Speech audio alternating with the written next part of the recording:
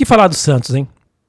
Que jogou para um público de pouco mais de 7 mil torcedores nessa noite de domingo, perdendo por 2-1, com pouca, mas quase nenhuma inspiração. Alguns que sobressaíram na partida foi o Roleiser, Brazão mais uma vez e Escobar, mas isso vem sempre acontecendo. E, milagre, hein? Até que enfim substituíram o Guilherme, o intocável, abriram o olho e acabaram fazendo a substituição, mesmo que tarde, antes tarde do que nunca. Vamos falar tudo sobre o jogo de ontem, já depois da vinheta. Santos sim que não merece o nosso like, o Santos sim que não está merecendo o nosso respeito. Parabéns para os 7 mil, pouco mais de 7 mil torcedores que estiveram na Vila Belmiro por a renda de 300 mil reais. 300 mil reais, e isso, a renda bruta, líquida mesmo, o Santos vai ficar devendo para esse jogo, né? Lógico, tem que chamar segurança, tem que chamar também ambulância, tem que tudo o aparato ali, né? Então o Santos vai ficar devendo nesta sua partida muito, mas muito ruim. Mais uma vez mostrou que Sérgio Sampaio não é treinador de ficar no comando da equipe do Santos. Pior que isso é ver que Guilherme, mesmo sendo vaiado no segundo tempo, no início do segundo tempo, ficou até um pouco mais da metade, tendo a sua substituição ali aplaudida, né, por parte dos torcedores que estavam na Vila Belmiro. Isso nos preocupa muito, né? Mesmo com a presença do Neymar, de camarote assistindo, Guilherme que espera a bola chegar até ele, quando a bola chega ele dá aqueles passos na laterais sem objetividade e ainda é titular absoluto e inquestionável do Santos Futebol Clube. Olha, vocês que estão aí tomando conta do Santos Futebol Clube, vocês têm amor ao Santos Futebol Clube ou vocês estão lá para devastar esta tradicional equipe, a maior quiçá equipe do mundo? A FIFA mesmo falou que o Santos é um dos maiores times do mundo. Santos, Real Madrid e Manchester United. E o Santos está se apequenando com esses dirigentes que ontem na Vila Belmiro, torcedores já se manifestaram contra Marcelo Teixeira e alguns jogadores do grupo. Logicamente, não gostando de nada das atuações de Schmidt, Pituca, vaiadíssimo. Quando o Santos tomou o primeiro gol, toda vez que Pituca tocava na bola, vaiadíssimo. Mesmo que teve um erro ali do Luizão e depois do Roleze, que fizeram também os gols do Bragantino, né, que deu a origem do gol do Bragantino, falhas, né, individuais. Luizão não foi vaiado e fez até uma partida aqui sem nenhum tipo de comprometimento. E o Roleze, hein, totalmente fora da curva nesse meio campo do Santos. Muito bom entrosamento, fazendo jogadas, buscando, invertendo a bola com a parte externa do pé. Isso mostra que o argentino tem qualidade.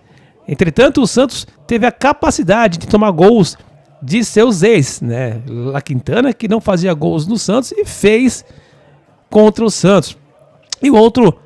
esse é o maior fazedor de gols, né? Aliás, o Santos é a maior vítima dele, Eduardo Sacha, que em todo o clube que jogou fez gol contra o Santos. E isso é muito triste, né? Lógico, não é nenhum jogador excelente, fora da média, mas é um cara que tem faro. Agora, tomar gol do La Quintana, de fato, pelo que saiu La Quintana comemorando, saiu com muita raiva. E aí, rapaziada, temos muito o que falar sobre o Santos. Tá buscando treinador. Muitos dizem que o Santos está atrás do William Batista, treinador do América Mineiro, hein? Ele que perdeu ontem para o Avaí, do ex-treinador do Santos.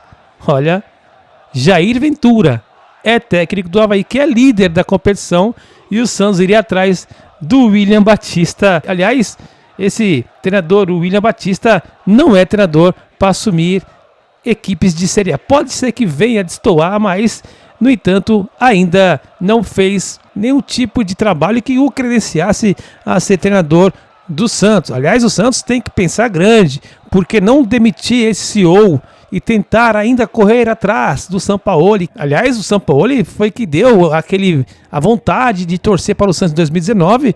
Perdemos o Sampaoli agora pela fala desastrosa do CEO e por que o Santos não demitiu o CEO. CEO que ganha R$280 mil por mês para dar entrevistas catastróficas, aliás, espantando aí futuro treinador e até mesmo jogadores. Com essa desordem que existe no Santos Futebol Clube, é muito difícil o treinador de nome e renome conceituado.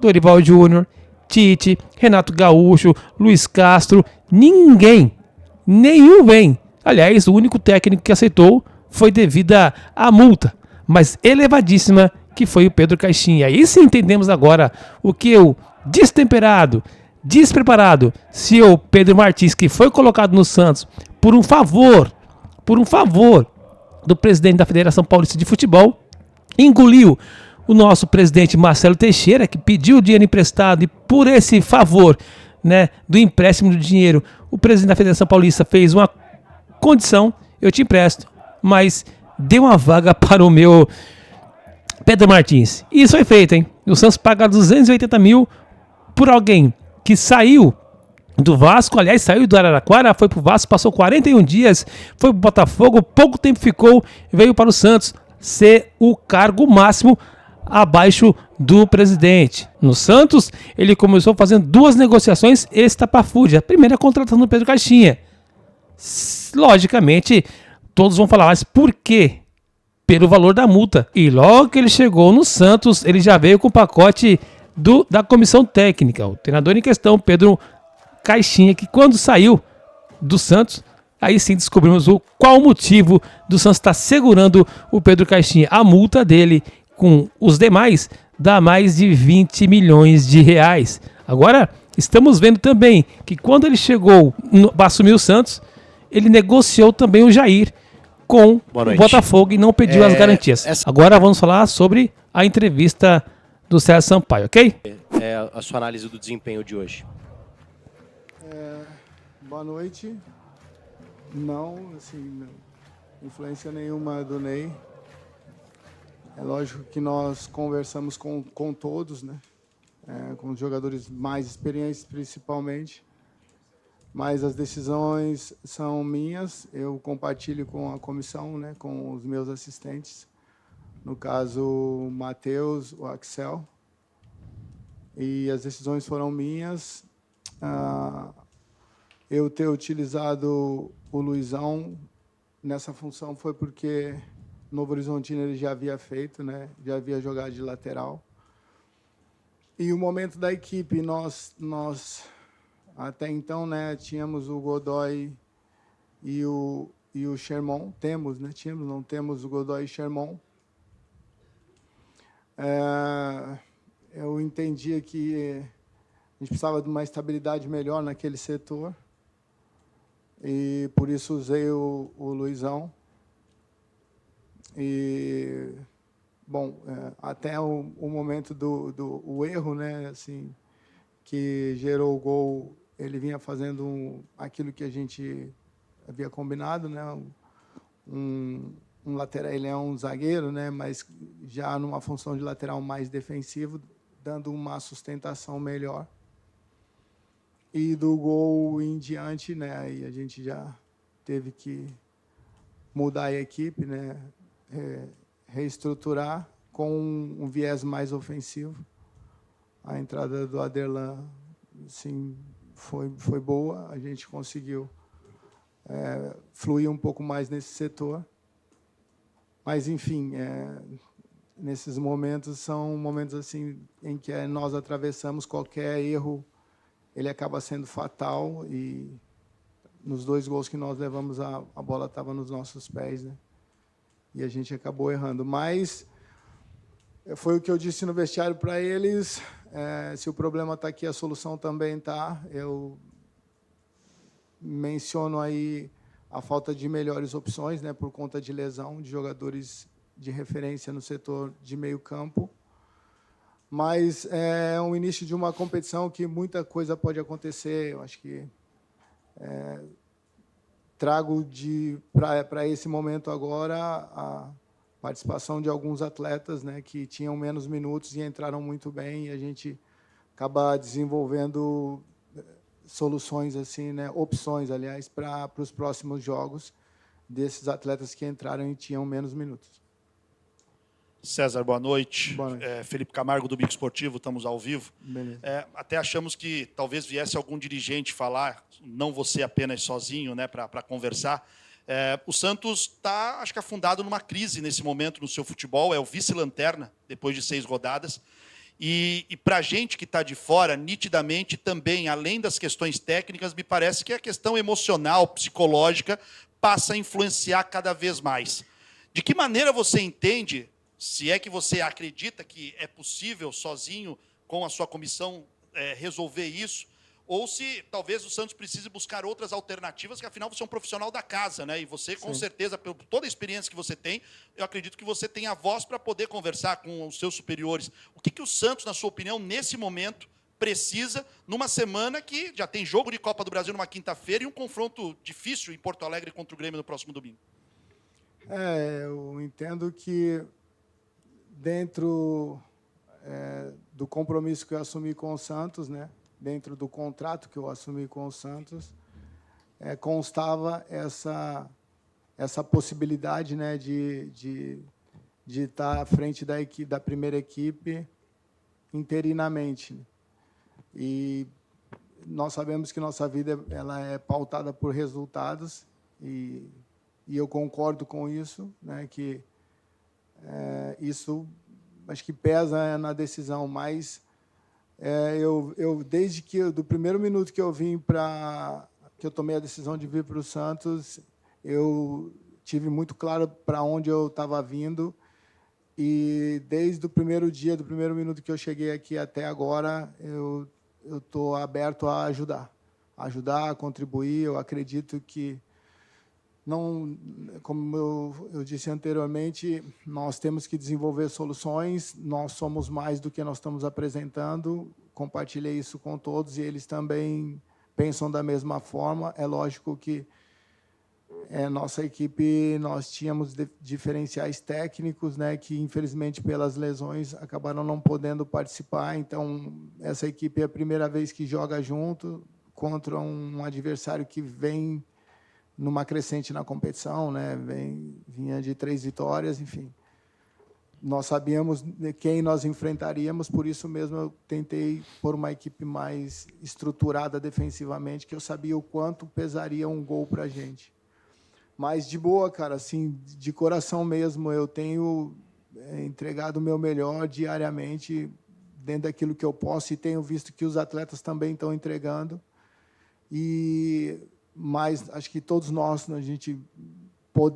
podemos melhorar, nós podemos contribuir ainda de uma maneira melhor, né, assim, do que a gente tem feito até aqui, porque o que a gente tem feito até aqui não é suficiente e não foi para fazer isso que nós fomos contratados, né? Então, quanto à minha pessoa, eu já sabia, assim, das atribuições, desses momentos adversos em que a gente tem que estar à frente, se posicionar mesmo, e assumo as responsabilidades e confio nesse elenco, né? Foi o que eu disse para eles, se os problemas estão aqui, a solução também está.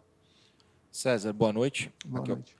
Felipe Noronha, eu vim de Santos. Você citou na primeira resposta sobre descobrir novas soluções hoje com os meninos entrando, o que é algo que a torcida costumeiramente pede. Mas eu peguei alguns dados, por exemplo, no jogo contra o Galo, contra o Atlético Mineiro, você já era o técnico, entraram jogadores mais experientes, como o Rincon, enfim. O Luca tinha 4 minutos no campeonato, o Ian 0, foi a estreia dele, o Matheus Xavier 0, o David também tinha pouco mais de 20. Por que eles não recebem chances em outros jogos, em jogos que o time está vencendo? Por que eles não vão mais ao campo em jogos do Paulista? Por que num jogo que o Santos está perdendo, um jogo grande, com a torcida brava, vaiando, com jogadores sendo vaiados em específico, é a hora, não estou falando você em si, vários técnicos, tá?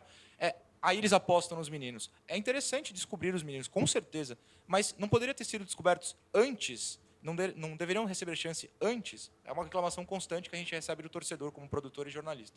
Bom, o Luca teve minutos com a gente, né?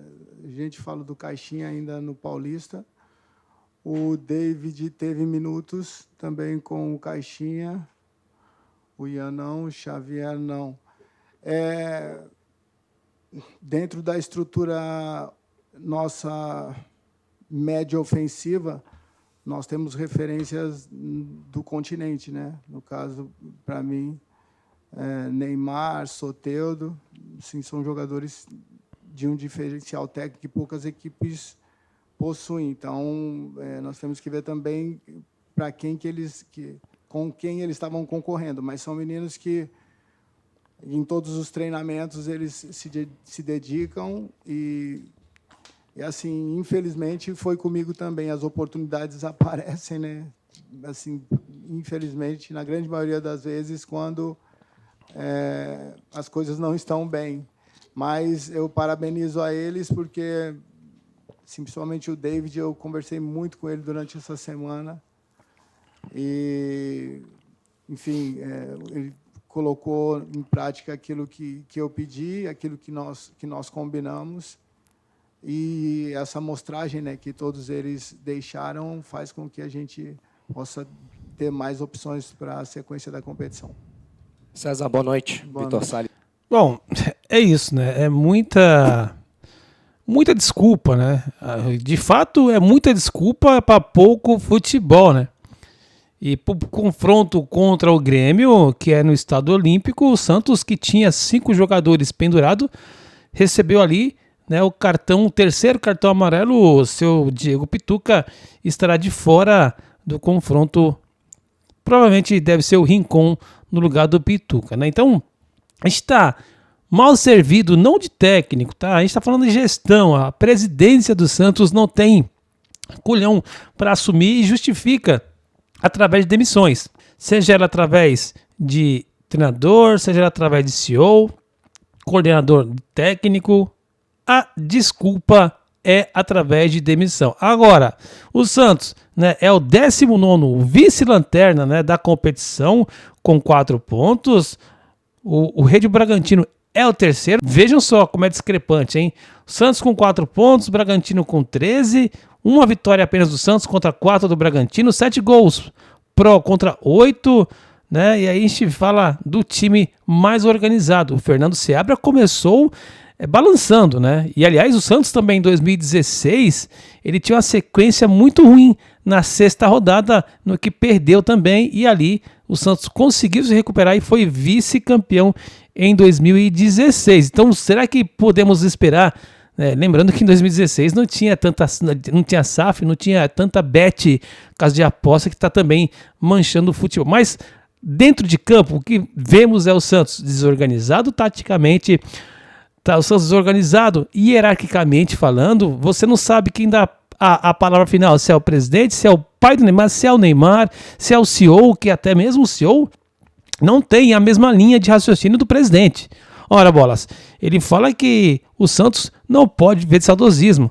E quando o próprio Marcelo Teixeira ele é candidato, ele fala em trazer, né? O sonho dele é trazer o Gabigol e Neymar. Então, a partir disso, temos que pensar, alinhar a diretoria com a presidência ou demitir o CEO e trazer Luxemburgo, que o Luxemburgo foi ele que fez com que o Santos tivesse a Vila Belmiro. Aliás, temos que alinhar, né? Demitir o CEO, trazer como diretor de futebol o Luxemburgo, que ele fez com que o Santos tivesse o centro de treinamento e, logicamente, trazer o futebol, né? Um treinador de futebol mais preparado.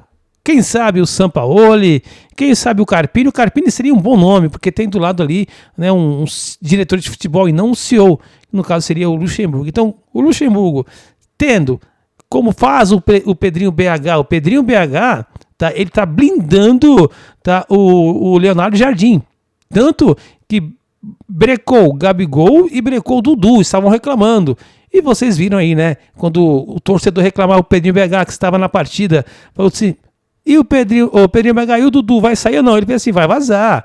Não é o salário, é o comportamento. Se é nocivo para o clube, tem que fazer a rescisão contratual. E o Santos, se não consegue encaixar e enxergar isso, que faça contratações pontuais ou até mesmo contratações por produtividade. Agora, o que não pode é fazer com o Schmidt uma renovação até o final de 2027. A gente entende o Kevson, que é um jovem, está amadurecendo. Muito, embora, né, o Kevson ele é um jogador que tem muito a melhorar, mas né, o que me assusta é que foram 2 anos aí estendido esse contrato com o Schmidt, sendo que lá em 24 mesmo ele queria ir para o Corinthians quando o Corinthians ofereceu 1 milhão de salário para ele, ficou balançado e ali desandou o futebol. Então, chegando à sexta rodada, 18 pontos possíveis, o Santos tem apenas 4 pontos, tá? Fica nosso repúdio, comenta aí o que você mudaria no Santos, quem você contrataria, se você contrataria. Então comenta